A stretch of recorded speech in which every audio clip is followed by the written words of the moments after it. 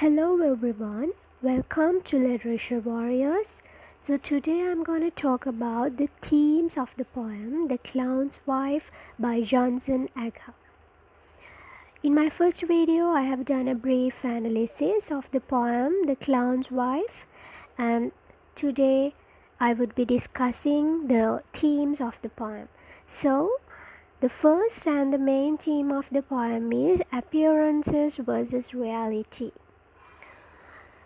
As we all know, most of the time, the appearances are deceptive and misleading. Just think about the society.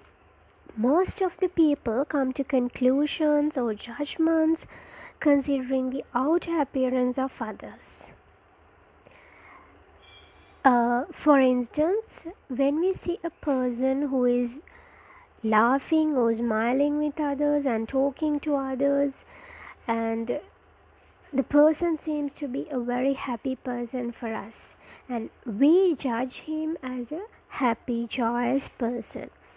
But we don't know whether that person has inner sufferings, maybe incurable diseases, maybe some family matters or heavy problems with him. But we have already judged him or her as a joyous, happy person, and he or she doesn't have any problems or sufferings with him or her. So we have already judged that person, and it is what we have judged through the appearance. But in reality, that person may be in great sufferings. So the appearances are deceptive and misleading. Similarly, in the poem The Clown's Wife, the clown's appearance seems to be very crazy or silly. It's simply funny because he's wearing a red nose and funny clothes, and he's doing various tricks, jokes to please others, and we judge him as a joyous, happy person. But when we go through the poem, we came to know that the clown is not the person who is with the crazy appearance, because he has several inner problems with him. My second point is the outer appearance and the actions of the clown are contrasting to his real life. To comment on this, I have quoted one of the stanzas from the poem. On stage he is a different person, up there he is a king on a throne, but at home you should hear him moan. In this stanza, the two situations drawn by the poet parallelly, so you can see how the clown behaves and appears on the stage. On the stage he is a king on a throne, but it's different when it comes to home, because at home he is mourning. So on stage and at home, the clown's life or the clown's behavior and the appearance on stage and at home are compared and contrasted. The phrase different person suggests that the person has dual identities or dual personalities when it comes to stage and when it comes to home. So his life has been contrasted in the two situations, and the poet tries to draw the reader's attention towards the theme appearance versus reality. Moving on to the next point, the clown, when seen in action, seemed to be a joyous person who spreads happiness and laughter, but in reality he is a silent and silent, sad, and a worried man. As I've told you, in the real society also, we can find such characters. I have quoted another stanza here. The moment he walks through the door without the red nose and funny clothes, he seems to have the world on his shoulder. So just think, the appearance of the clown is really crazy, and he is having funny clothes and a red nose, and he is capable of making others laugh and relaxed. But inside him, the reality of him is he is having a heavy burden on his shoulder because he has worldly responsibilities with him, and those responsibilities cannot be fulfilled with his job. So his appearance is really deceptive, because though we laugh at his appearance, he is inside a worried person. Well, moving on to the next theme of the poem, it's difference between social behavior and reality. The first point is, to the society, the clown is an asset. He is a valuable, precious person to the society because making others happy is a big deal. So the clown is capable of doing that.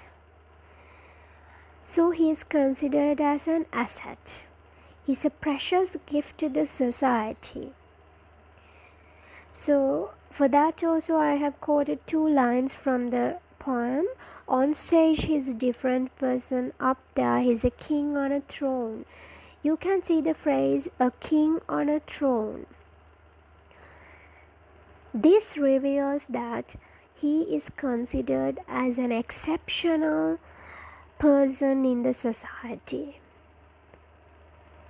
He is popular, and he has given some majestic quality from the society. Well, the next point, his behavior in front of the audience is praiseworthy, but at home he is mourning for his life. So you can see the contrast here. The social behavior of the clown is quite different, because he is acting as a king on a king. He is acting as a king on the stage, but at home he is a miserable, mourning person with lot of burden on his shoulder. Though his acting and his behavior, his appearance are praiseworthy on the stage, his life is really different at home. Well, the people in the society consider much about the outer appearance and behavior. They do not feel for the inner self where the true situation lies. As I have told you at the beginning, most of the people consider the outer appearance of the people and come to conclusions and judgments. They do not feel and they do not think about the inner self of the people, but the inner self is the place where the true feelings lies. So in the clown also, everybody laughs at his behavior, laughs at his behavior, his jokes and everything, but nobody thinks about the inner self or the inner sufferings of the clown. We just come to conclusion directly through his appearance and behavior.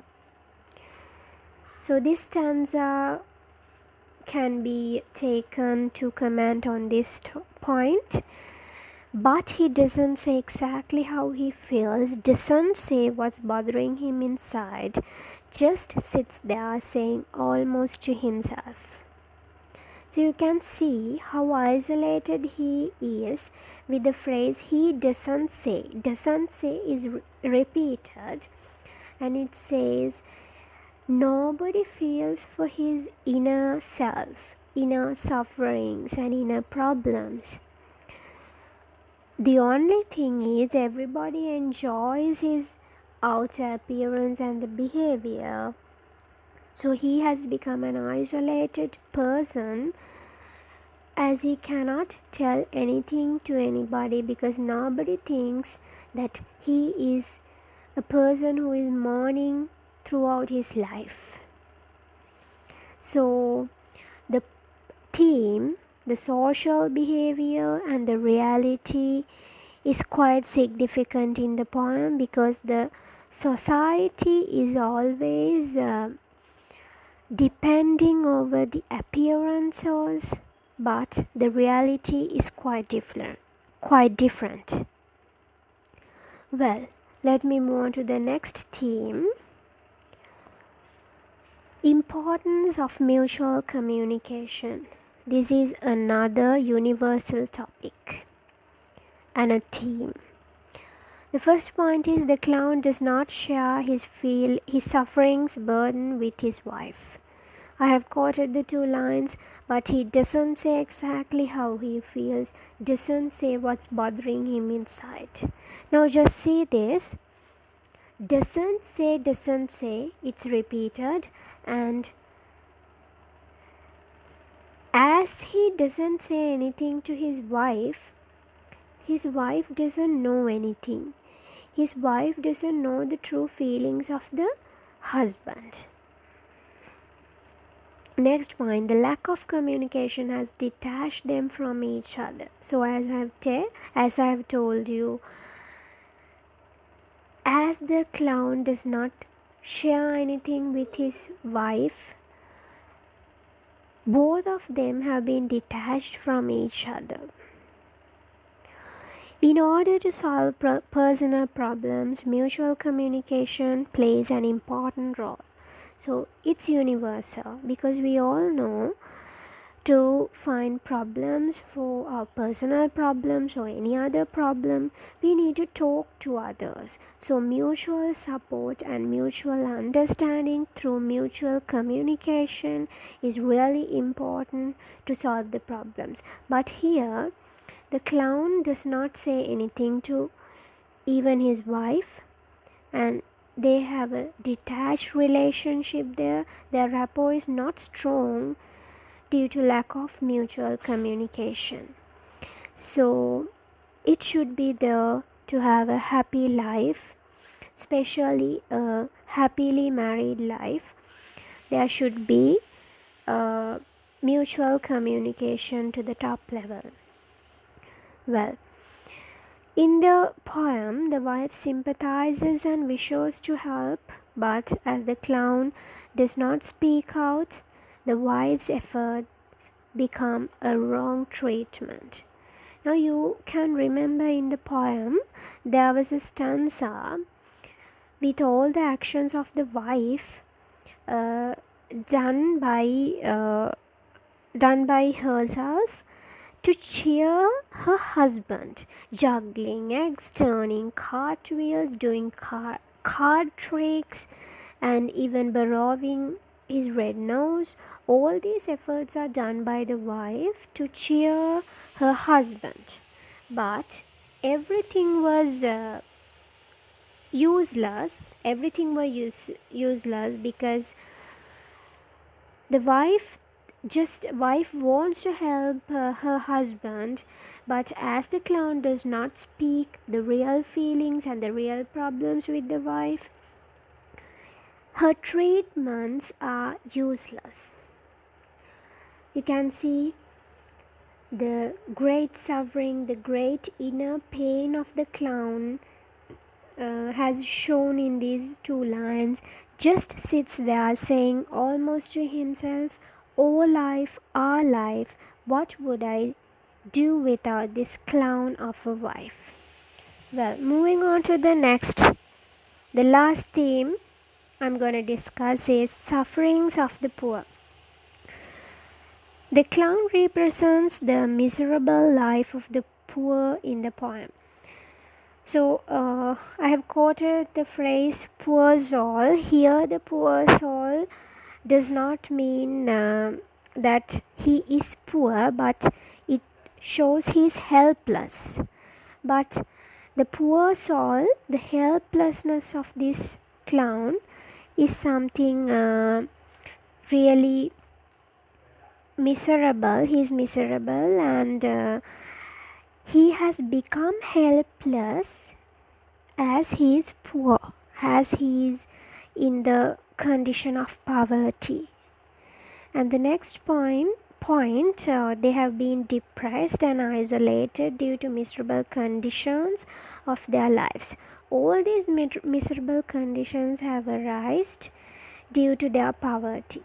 So the two lines, "O life, our life, what would I do without this clown of a wife?" The exclamations "O ah" suggest that he is really suffering in his life.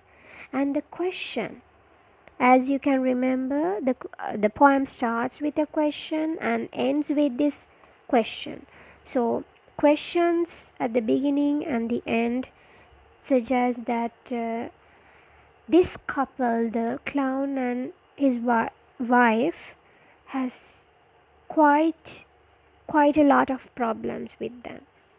The problems have arisen due to their poverty.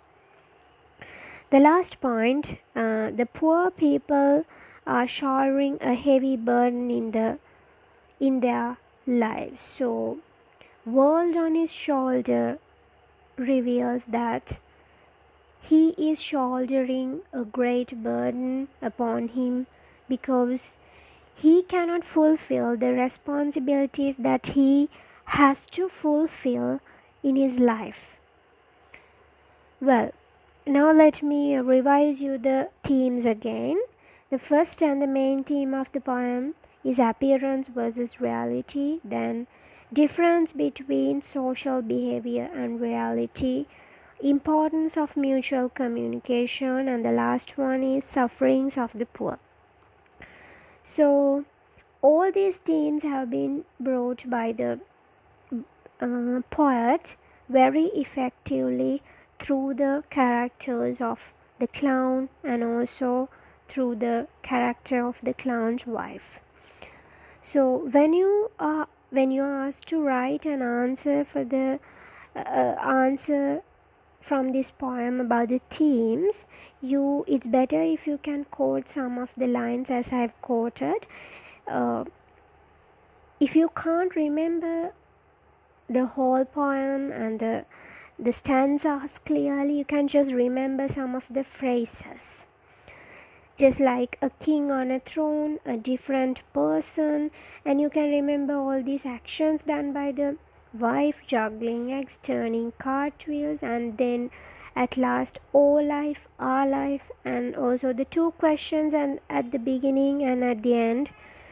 So you can remember just some of the phrases of the poem to support your answer. Well, so this is the end of my discussion on the themes. Hope to discuss with you about the techniques of the poem in my next video. So thank you for watching.